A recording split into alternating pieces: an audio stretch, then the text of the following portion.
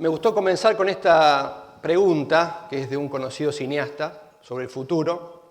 Dice él: me interesa el futuro porque es el sitio donde voy a pasar el resto de mi vida.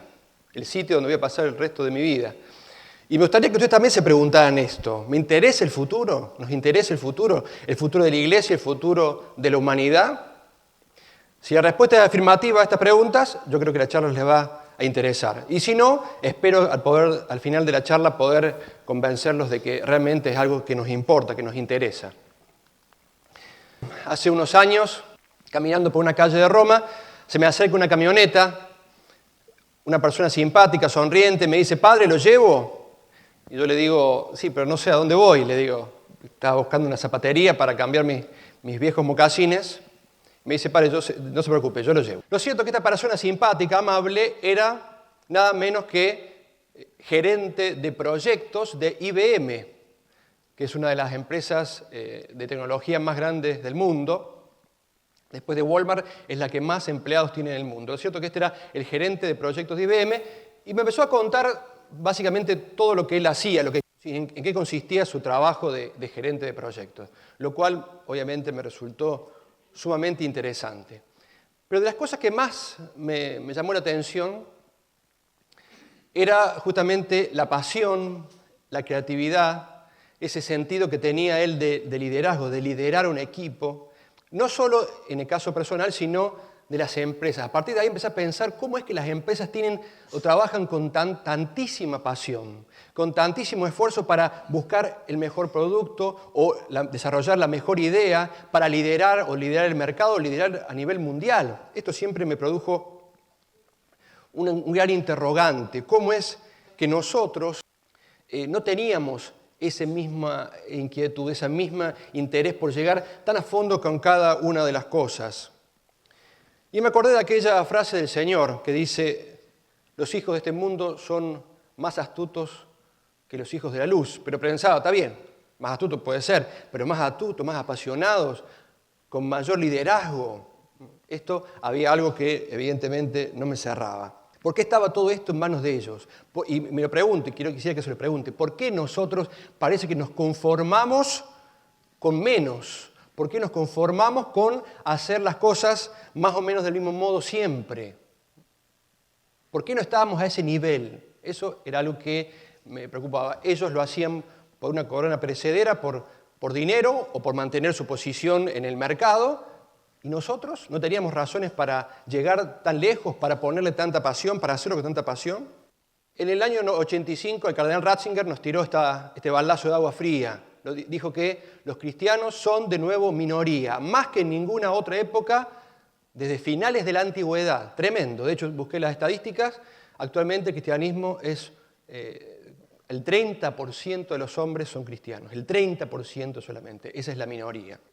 Más tarde volvió a decir esta idea, pero concluyó con un llamado. Dice: la Iglesia tiene que recurrir a toda su creatividad para que la fuerza viva del Evangelio no se apague.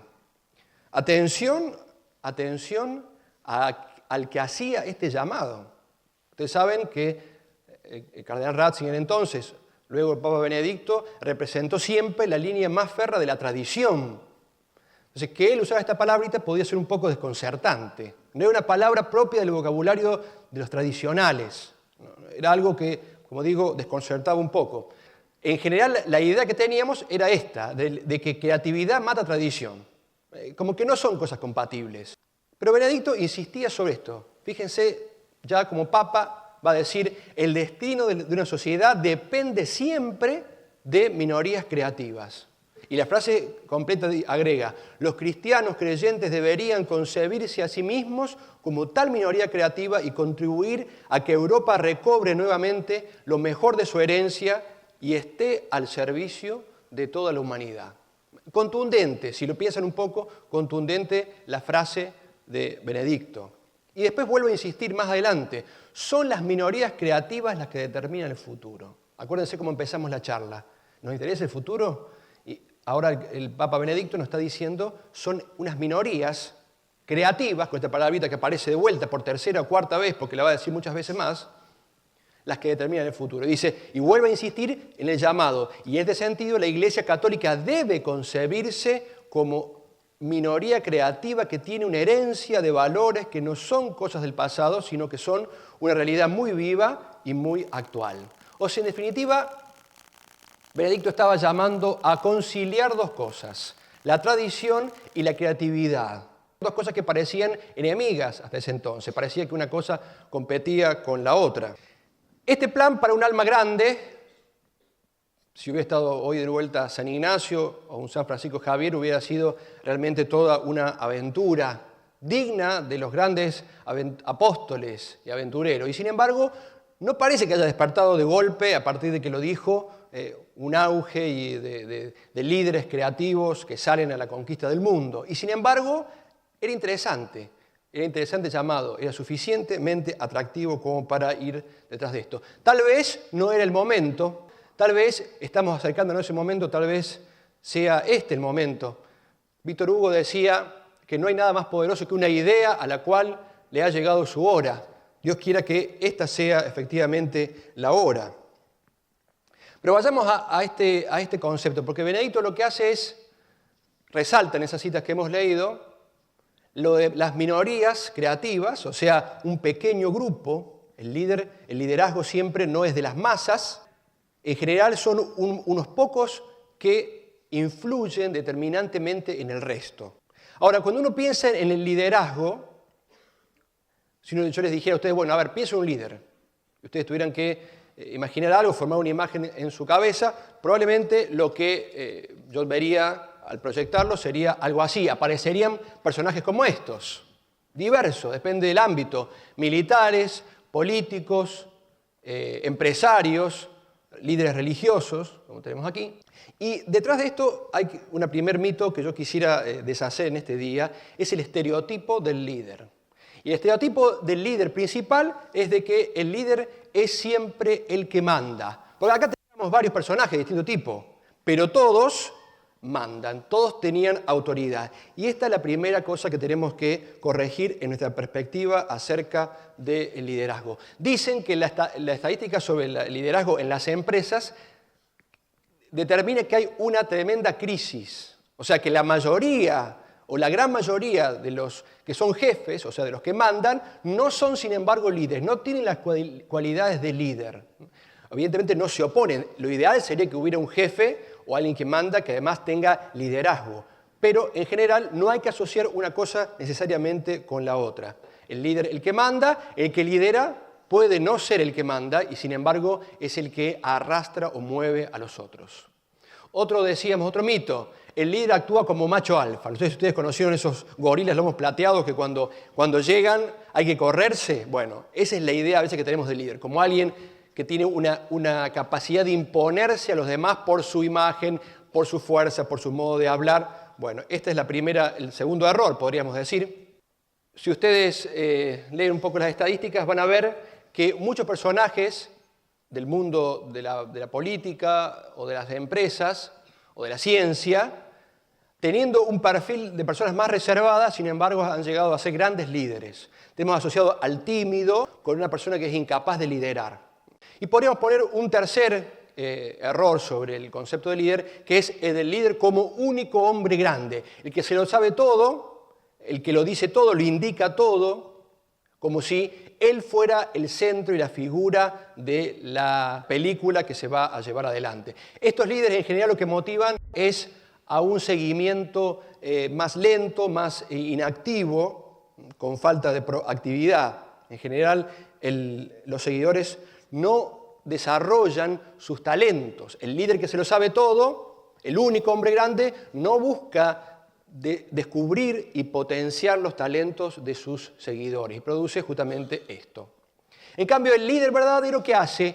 Descubre y potencia los talentos de cada uno de los miembros del equipo y hace brillar al equipo en vez de buscar brillar él. Cuando uno empieza a desentrañar el concepto de líder, se pregunta, bueno, pero a ver, ¿quién nos puede dar desde el punto de vista católico una noción clara de liderazgo. La mejor enseñanza sobre esto tenemos que buscarla nada menos que en Jesucristo. Jesucristo, uno puede preguntarse, ¿pero enseñó algo sobre liderazgo? Sí, no solo que Él fue un líder, fue humanamente también un gran líder, enseñó a líderes y formó a líderes de líderes, que no era otra cosa sino esto, los apóstoles. Ustedes fíjense las aventuras, las historias que recorrieron los apóstoles, ustedes se van a dar cuenta que no eran docentes, no eran pedagogos, no eran simples maestros, como el Señor tampoco era un simple maestro, sino que eran verdaderos líderes que contagiaban su capacidad de liderazgo. Cristo fue muy fuerte, muy gráfico con estas ideas sobre liderazgo.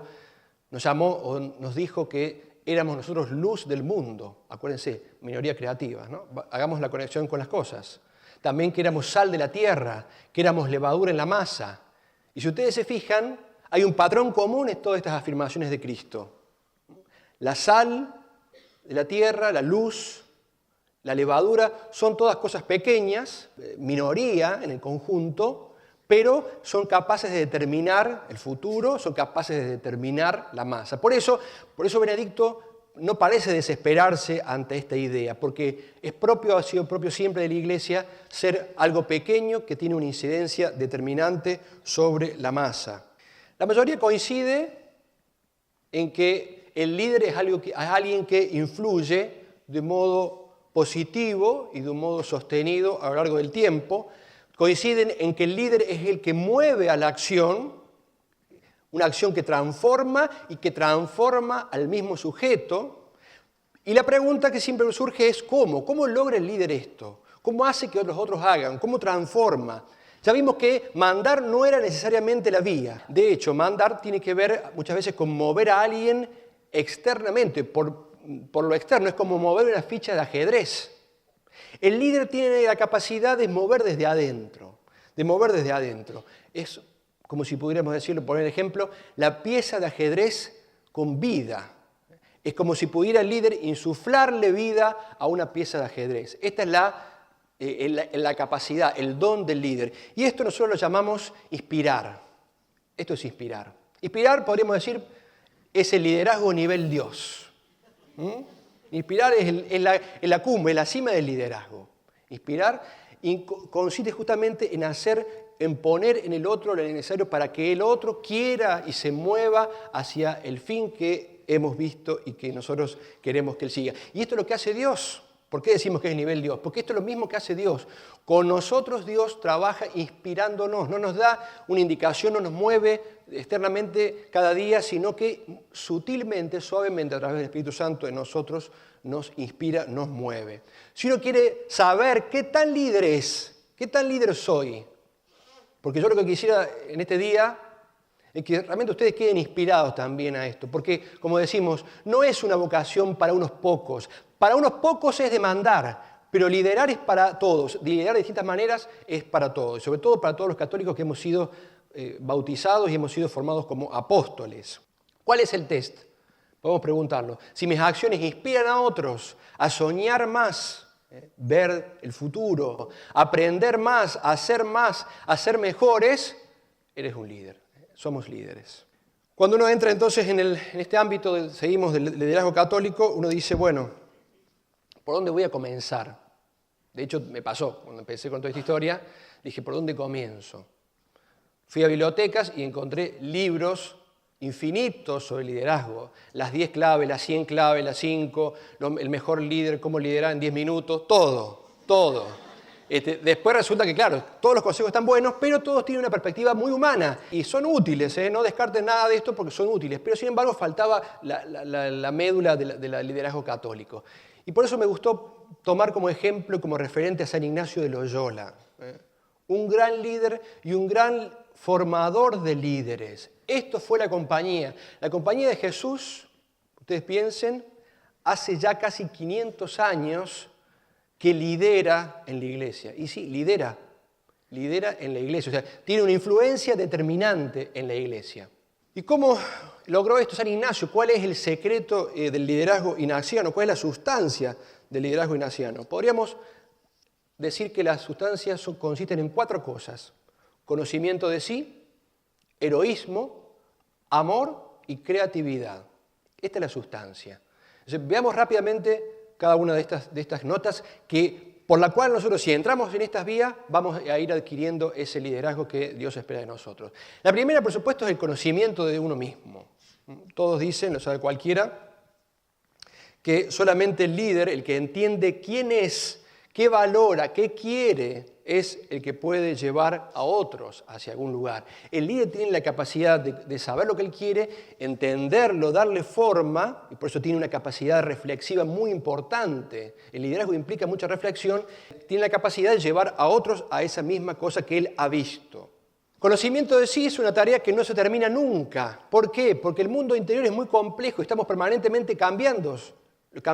Los que tengan ya unos años van a ver que no es la misma la imagen que uno tiene a los 10, a los 15, a los 20 y ni les cuento a los 40 de uno mismo. Uno va adquiriendo un conocimiento mejor y además hay algo que también va cambiando en nosotros. Por eso San Ignacio se servía de herramientas o de recursos para ese conocimiento de sí mismo. Una era el examen diario, examen de conciencia diario, no una vez sino varias veces, quería el santo, y otro quizás el arma secreta de la compañía que le dio justamente en este punto de conocimiento una fuerza muy especial, que fueron los ejercicios espirituales, que daban un profundo conocimiento de sí mismo. Primera característica, conocimiento de sí mismo. Veamos la segunda característica. No podía faltar el fútbol, el heroísmo y la pasión. ¿Se acuerdan de esta frase, no? Ese momento tremendo, genial. Mascherano con Romero, fíjense la cara, los gestos. Hoy haciendo truchita, hoy te convertís en héroe. ¿Qué hace el líder? Primero, él había visto eso. Él le está diciendo algo como si él mismo ya lo hubiera visto la película. Él ya sabe lo que va a pasar, así se lo ha formado él en su mente y está comunicándolo a otro. Esto es inspirar, esto es liderazgo a nivel Dios. Lo ha visto y lo comunica. Y no lo comunica de un modo frío, sino de un modo empático, efusivo, emotivo. Y fíjense la mirada de Romero. Está haciendo propio lo que ya tiene el otro adentro. Esto es el verdadero líder. El líder que inspira, comunica y mueve a la acción. Porque termina ahí. No termina simplemente en que el otro asimile, sino que el otro se mueva a la acción. El líder, los líderes inspiran la acción. Si no hay acción, si no hay alguno de los elementos, no hay verdadero liderazgo. Pero para que el líder mueva al heroísmo, hace falta que presente metas altas. ¿Por qué? Porque el corazón humano está hecho para cosas grandes. Entonces los sueños pequeños no mueven el corazón de los hombres. Por eso decía Goethe, no sueñes sueños pequeños, porque no tienen el poder de mover el corazón de los hombres.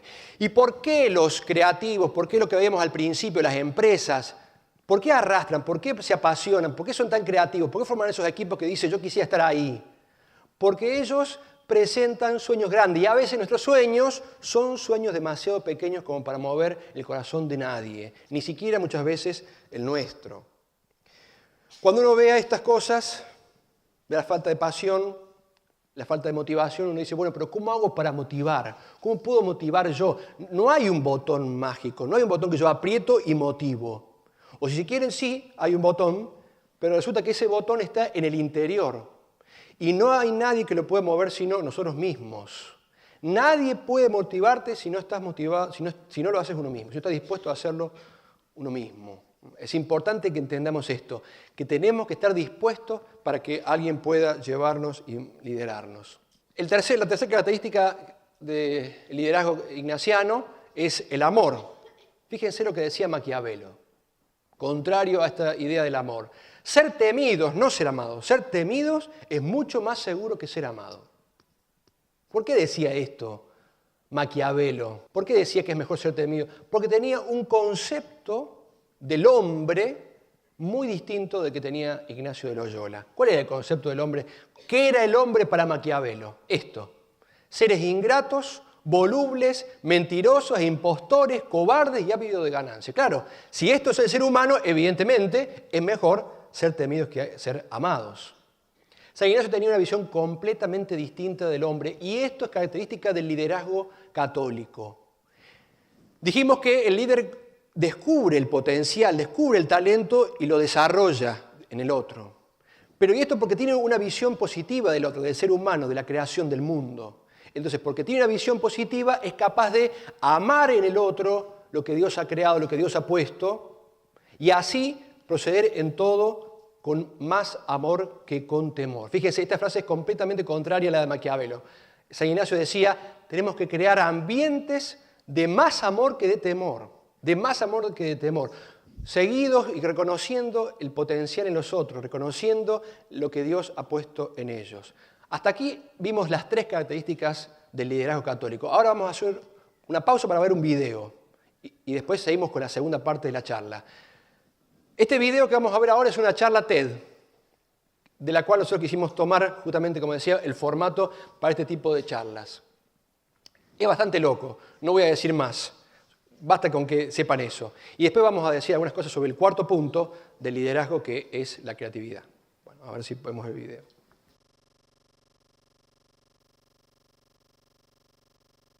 Entonces, ¿qué tiene que ver este video con la charla que estamos dando? Yo también me pregunto eso. No, les voy a explicar un poco. Ustedes ya se habrán dado cuenta de algunas cosas y otras las vamos a ir contando a lo largo de esta segunda parte y última de la charla. También en este tema de la creatividad hay mitos que deshacer, hay mitos muy importantes que deshacer. El primer mito, vamos a ir rápido, es el de que uno nace creativo. No, yo no nací creativo, no, yo no tengo creatividad, no soy creativo. Bueno, este es el primer error. Si ustedes leen un poco, van a ver que hay estudios hechos muy serios que demuestran que uno puede tener más disposición, más facilidad para la creatividad, que todavía no dijimos qué es, pero aún cuando puede tener más facilidad, cualquiera puede desarrollar esta capacidad de ser creativo. Y el líder debe tener esto como una de las cosas más importantes. El segundo mito que quiero deshacer es el de que ser creativo es tener ideas locas. De hecho, en el video que vimos, todo lo loco y lo visual parecía predominar. Pero sin embargo, ojo con el error, no es que lo creativo era lo visual, lo espectacular, los efectos, las luces, las combinaciones, sino justamente lo que él explicaba. Esa capacidad, ese modo de trabajar una idea para hacer que 130 cosas que pueden fallar en un 90 o un 99% terminen haciendo algo que funcione. Por ejemplo, como es un congreso. En un congreso hay, no sé si 130, pero 30, 40, no sé, cosas que hay que hacer que funcionen. El creativo es el que sabe y que tiene la capacidad de poner en funcionamiento todo ese sistema. O sea, y resolverlo con un modo ingenioso y con pasión, sobre todo. Pero aún llegado a este punto, hay que decir que esta es una idea todavía superficial sobre lo que es la creatividad, lo de resolver de modo ingenioso y con pasión algo. Hay que ir más a fondo y no hay que tener miedo de ser pretenciosos con esto. La creatividad tiene más que ver con nada menos que cambiar el mundo. Como dice acá la querida Mafalda, si uno no se apura a cambiar el mundo, que nos puede parecer de película, a cambiar el mundo o ilusorio, pero si uno no lo hace, como dice Mafalda, es el mundo el que termina por cambiarlo a uno. Delante de cada uno se nos presentan caminos.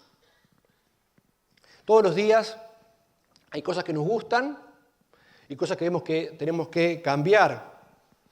Y cuando uno hace el trabajo o se enfrenta con el trabajo de cambiar algo que lo venimos haciendo o que sucede, el status quo se dice, ¿no? Eso que es así, que ya está así, cuando uno trata de cambiar eso, es frustrante, es bastante decepcionante porque cuesta mucho desarraigar algo que está justamente anclado, ya enraizado. Y de hecho nos parece imposible hacer un cambio real en muchas de las cosas que nos rodean cada día. Y cuando uno tiene esa capacidad de replantearse las cosas, de ser reflexivo, uno se pregunta, ¿es posible cambiar las cosas? ¿Es posible cambiar el mundo? A ver, todos nos hemos preguntado en algún momento de estas vidas. Y lamentablemente muchos es probable que hayan dicho no. Pero la verdad es que uno puede sí realmente cambiar las cosas. Uno puede realmente sí, con la gracia de Dios y con el esfuerzo humano, cambiar las cosas. ¿Podría ser yo ese que cambie las cosas? Podría ser yo. La respuesta es rotundamente sí. No hay algo que prohíba o que limite de entrada la posibilidad de que sea yo el que haga o produzca ese cambio. Estos dos caminos que se nos abren, decíamos, son el de la creatividad y el del conformismo, podríamos llamarlo así. Cuando uno va hacia el éxito, hacia lograr la meta, puede llegar al éxito por dos caminos, porque también se puede llegar al éxito por el conformismo. También, si yo tengo, vamos a poner un ejemplo, supóngase quiero poner una escuelita de música, y entonces tengo que promocionar mi escuela de música. Puedo hacer unos afiches, repartirlos en un negocio, esperar que lleguen los clientes y listo, y arranco. ¿Puedo llegar al éxito? Sí, puedo llegar al éxito por ese camino. Ahora, si soy creativo, si quiero ejercitarme la creatividad, voy a tener que buscar un camino no tan intentado, no tan común. Por ejemplo, siguiendo este caso, imagínense, me voy con mi instrumento a la plaza del pueblo, de la ciudad, y me pongo a tocar allí, y allí difundo la idea o mi idea de una escuela de música. Un camino también me lleva al éxito y otro me puede llevar a un éxito mayor, a alcanzar, por tanto, un bien mayor. Puedo producir una mejora. Por supuesto que en el camino, en el creativo, hay riesgos, porque son cosas que yo no manejo tanto.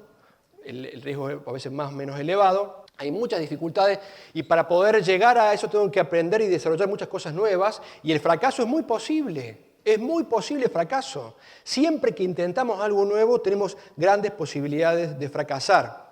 Pero justamente el líder, que es alguien que entiende que para llegar a su visión no puede quedarse donde está.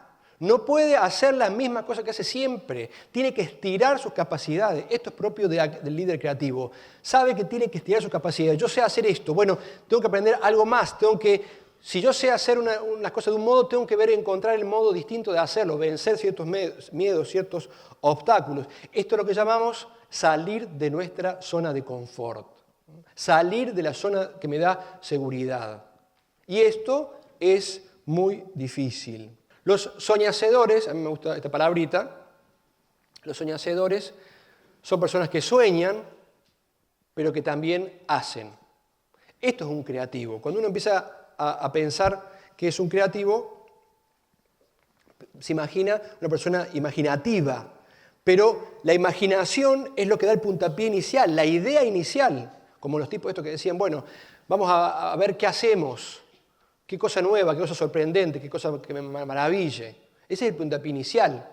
Pero el líder creativo lo que hace es tomar la iniciativa para hacer realidad esa visión. ¿Cuál es el peligro con el cual se enfrenta siempre el que quiere ser creativo? El conformismo. El conformista lo que hace es justificar lo predeterminado, lo que ya se viene haciendo. Y aparte hay una trampita porque es lo que ya más o menos funciona. Ya más o menos funciona. Vienen chicos a esta actividad, esto que hacemos otros años también ha funcionado bien. Pero ¿no se puede hacer mejor? El conformista lo que hace es frenar la posibilidad de desarrollar una idea mejor. Algo que me impactó en el video, volviendo al inicio de la charla, es esa pasión, esa creatividad, esa búsqueda abnegada, sacrificada, de algo que era, en definitiva, si se quiere, me permite, una pavada. Era una pavada. En un sentido, pero en otro sentido te permite a vos imaginar de que se pueden hacer con esfuerzo, con cálculos, combinar muchas cosas para producir algo nuevo, algo divertido, al menos, que sería también algo legítimo. El instinto que me frena todo esto es justificar las cosas como están, como algo legítimo. Y muchas veces llegamos a justificar cosas que van en contra nuestra. Es como un analgésico emocional la justificación de lo predeterminado. Si todo el mundo hace esto así, no hay por qué molestarse en cambiarlo. En cambio, aún cosas que nos van en contra, un jefe que nos maltrata mal, un sueldo bajo, muchas veces nos justificamos. ¿Y esto qué hace? Lo que produce es quitarnos la capacidad de indignación moral de muchas cosas, la pérdida de indignación moral, la pérdida de esa voluntad de buscar alternativas. Por eso pongo peligro ante el conformista. Y por tanto, si esto es así, ¿cuál es el sello de la creatividad? Justamente el cuestionar lo predeterminado. Pero no quiere decir la rebeldía adolescente. ¿Por qué? ¿Por qué tengo que ir al colegio? ¿Por qué tengo que estudiar? sino quiere decir buscar si no hay una mejor opción, una alternativa mejor para lograr el mismo fin. Este es el sello de la creatividad. Así como dijimos que el liderazgo tenía como sello característico la capacidad de inspiración, la creatividad tiene en su raíz esta determinación a cuestionarse permanentemente lo predeterminado. Esto lo hago así, ¿por qué? Porque lo hago así, no sirve. Eso es lo anticreativo por naturaleza. ¿Qué es la creatividad entonces? Para los creyentes tiene un trasfondo especial esta pregunta. El verdadero creativo, de donde nace la palabra crear, es Dios. Nosotros usamos la palabra crear para crear una empresa, crear un colegio, creamos un nuevo grupo, pero de un modo análogo. Crear propiamente, el analogado principal es Dios. Dios crea. Dios es el creativo, el líder creativo por esencia. Fíjense esto también, creatividad nivel Dios. Decíamos liderazgo nivel Dios, esto es creatividad nivel Dios. Seguramente algunos de nosotros, si nos pedían diseñar un pájaro, no hubiéramos hecho esto. No, compadre, ¿cómo voy a hacer eso? Fíjense lo que es esto. La cantidad de colores, la locura, las texturas, las formas. Dios es genial, fíjense. Miren esto. Miren qué maravilla. Como en este caso va con líneas blancas dividiendo partes de color o de texturas distintas. Miren esto, parece una caricatura más que un animal. Parece que lo dibujó un niño de 2 años a ese pájaro. Esa cara, ese pico, esa cabeza. Todo es especial. Dios crea desde la nada. En cambio, nosotros creamos siempre de cosas precedentes, ya existentes. Y por eso también es que la creatividad es posible para todos. Todos podemos crear, porque en definitiva, como decía este sujeto en el video, lo que hacemos es, el ficus y la cabeza de la esposa, combinamos dos cosas que ya están, encontramos como un punto que de algún modo esas cosas nos reclaman que se unan. Esto tiene que tener que ver con esto otro. Y entonces conectamos. La creatividad consiste simplemente en conectar cosas. Acuérdense, conectar cosas. Pero evidentemente no de cualquier modo, porque si conectamos por conectar cosas, como el ficus con la cabeza, pueden pasar cosas como esta. Conectamos estúpidamente, ridículamente, cosas que nunca deberíamos haber conectado. O este tipo de cosas. Ahí estamos conectando, efectivamente. ¿Y es creativo eso? Y no, podríamos decir es ridículo, no es cuestión de conectar. Miren este que conectó ahí para cantar en la ducha con la esponja micrófono. O por último, que nada más práctico que un paraguas corbata, que siempre tener la palpita a manos. Bueno, pero por eso digo, no es cuestión de conectar. ¿Por qué? Porque la creatividad parte de la realidad, parte de cosas que tiene que respetar. La realidad de las cosas tiene una finalidad, un sentido. Esto es para esto. Yo tengo que jugar con ciertas reglas de juego, ciertas reglas que me obligan. Por ejemplo, si yo no puedo ser creativo, innovador en la liturgia. La liturgia tiene una finalidad. Hace poco salió la misa Coldplay, o podría haber hecho la misa OK Go. No tiene nada que ver. ¿Y cuál es el argumento? ¿Por qué la hacemos la misa así? Porque los jóvenes se aburren en la misa. No es el fin de la misa divertir. No ese es el fin de la misa. Hay que encontrar el sentido y ver cómo hago yo, y ahí sí soy creativo, para transmitir la riqueza, el valor de lo que significa algo sagrado, algo misterioso. La creatividad está aplicada ahí, no a cambiar la cosa, a ponerme el rollo de papel higiénico arriba de la cabeza, que es algo parecido a lo que se hizo. Todos tenemos límites, y no solo los religiosos. No solo porque tenemos fe, tenemos límites en la creatividad. Un arquitecto tiene que ser creativo, pero tiene que conocer atarse a las leyes de gravedad, a las leyes de la construcción, al presupuesto con el cual tiene para la obra. Todo esto es lo que hace, o que es la base para que uno ejecute un proyecto creativo. Imagínense que yo les digo, bueno, ustedes tienen 50 pesos para hacer una comida rica para 4 personas. Más que creativo sería un milagro esto, pero supongamos que ese es el objetivo. Cualquiera es creativo si yo no te pongo límites de dinero, te doy $1.000 y una comida rica. Cualquiera hace una comida rica con $1.000, pero pocos son capaces de con poco dinero hacer algo rico. Todos tenemos límites y eso hay que tenerlo en cuenta porque ese es el punto de apoyo.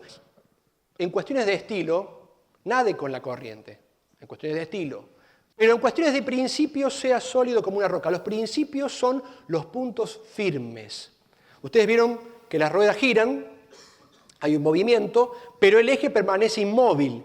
para que algunas cosas cambien, para que haya creatividad y algunas cosas cambien, tiene que haber algo fijo, un punto de apoyo. Una palanca permite un movimiento, una transformación, pero permite la transformación porque tiene un punto de apoyo. La palanca tiene un punto de apoyo que es lo que permite ese movimiento. En el caso nuestro, ¿cuáles son nuestros puntos de apoyo? La fe, la doctrina, la tradición de la Iglesia. Estas cosas son nuestros puntos de apoyo. No son un problema, no son un problema, son un tesoro. Es justamente el tesoro que decía Benedicto que tenemos que transmitir al mundo. A nosotros nos gusta, y sobre todo en esta época, y lo escuchamos en la charla, y aparece esta palabrita que es medio mágica hoy, que es la de los sueños. Haz realidad tus sueños. Y yo soy el primero que le digo, hagan realidad sus sueños. Mientras los sueños sean buenos, háganlos realidad. Háganlos realidad. El tema es que nos gusta la palabra sueños, pero no nos gusta muchas veces pagar el precio que tienen los sueños. El amor es creativo, decimos. Nos gusta decir también. Hay un estudio que de hecho lo afirma. Dice que cuando uno está enamorado, la parte derecha, el hemisferio derecho del cerebro, que es la parte creativa, la que resuelve cosas, se activa. Y la parte izquierda se disminuye. Por eso cuando estamos enamorados hacemos estupideces. Porque la parte lógica, que es la parte izquierda del cerebro, evidentemente se frena, lo frena el amor, el enamoramiento. Y si el amor es creativo, eso también quiere decir otra cosa. Si hay una identificación entre amor y creatividad, también tenemos que decir que la creatividad es sacrificada. No se llega.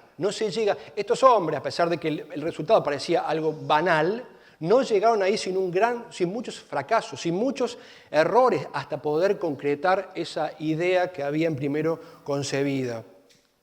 El líder creativo no se queda sentado en la reposera esperando que las cosas ocurran, sino que fracasa, arriesga, produce muchos experimentos. Es mejor llamarlo experimento que fracasos. Experimenté varias veces hasta que me salió. Bien, como decía Thomas Edison, que inventó la lamparita. No he fracasado. He encontrado 10.000 formas que no funcionan. Equivocarse rápido para aprender rápido. Equivocarse rápido para aprender rápido. No tengan miedo al error, al fracaso, porque no hay nada que enseñe más que el fracaso. Estén seguros que todo lo demás es engañoso. El fracaso enseña con la verdad y nos enseña algo que no olvidamos más. El fracaso, en la medida que lo tenemos miedo, nos volvemos anticreativos. Cuanto más resistencia a fracaso, ojo, no solo el miedo al fracaso, la resistencia, no quiero fallar, entonces pongo en riesgo mi capacidad de creatividad. El creativo también tiene otra capacidad, y es de crear un ambiente, una cultura. El líder creativo, dice este experto en creatividad, que es Ken Robinson, el papel del líder creativo no es tener todas las ideas, sino crear una cultura en la que cada uno pueda tener ideas y sentir que son valoradas. Es el terreno fértil que hay que crear, y para eso hay que quitar primero el miedo a equivocarse. Me levanto por la mañana, decía un escritor de libros infantiles, debatiéndome entre el deseo de mejorar el mundo y el deseo de disfrutar de él. Todos tenemos esto, y por eso dice, es difícil planificar el día, armar la agenda, ¿qué voy a hacer hoy? Esto nos puede pasar a todos.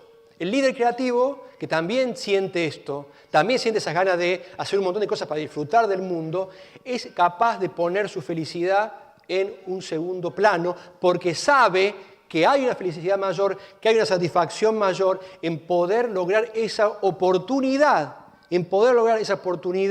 de cambiar el mundo. Como decía Chesterton, no queremos una iglesia que se mueva con el mundo, sino que queremos una iglesia que mueva el mundo. Y eso nos toca a nosotros. Nosotros somos esa iglesia que tiene que determinar el futuro del mundo, de la cual depende el destino de la humanidad, como decía Benedicto. Y para cerrar, antes de terminar, quería compartir con ustedes un secreto que aprendí en esto del liderazgo o de la creatividad con un profesor en la Facultad de Diseño. Él era bastante exigente y recuerdo una vez yo había elaborado un diseño X y me parecía que estaba listo. Había desarrollado el nivel anteproyecto. El anteproyecto es decir, bueno, antes de desarrollarlo tengo un borrador. Y voy y se lo presento y tenía todas las características que él quería. Cumplía todos los requisitos. Yo estaba convencido de que, después de mucho buscar, que esa era la solución al problema. Y le digo, se la presento, le expongo y él la mira y después de explicársela toda me dice, sí, dice, es cierto, cumple con todos los requisitos. Dice, pero esa idea ya la tenés, ya está, nadie te la va a robar. Déjala y ahora busca una mejor manera de solucionar las cosas. Yo quisiera que hoy nos vayamos con esta idea. Solo los inconformes, solo los que realmente son capaces de ir contra lo predeterminado, son los que son capaces de mover al mundo. Muchas gracias.